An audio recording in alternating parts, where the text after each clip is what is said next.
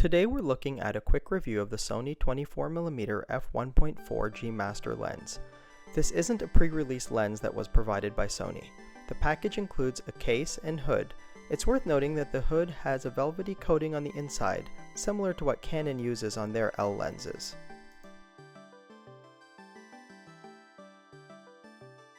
Here's a comparison of the Sony 24mm next to the Sony 24-105 f4 and the Sony 85mm 1.8.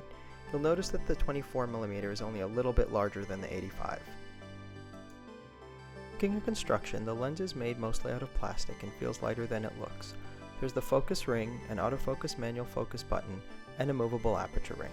The 67mm front element makes this lens relatively compact. On the rear of the lens there's a rubber gasket, presumably for weather sealing. Attaching the lens to the camera is a pretty tight fit, but not as tight as some of the Loxias. Watch as I struggle with the aperture ring, although it's easy to use once you get used to it.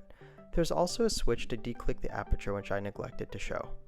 While I don't have one on hand, this lens doesn't seem to be much larger physically than the Zeiss Batiste 25mm.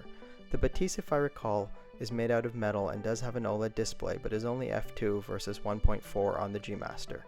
What makes this lens so attractive besides the aperture and the 24mm focal length is the size and weight.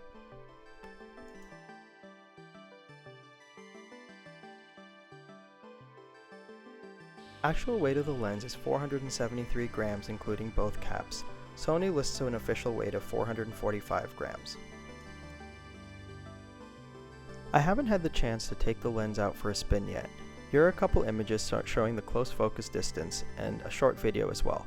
Overall, the Sony 24mm GM looks promising. It's priced comparably to the Batiste where it competes well, but I'd like to eventually see a side-by-side comparison against the Sony 28mm f2 that's about 1/3 the price. Still, for the size and weight, this lens is extremely impressive.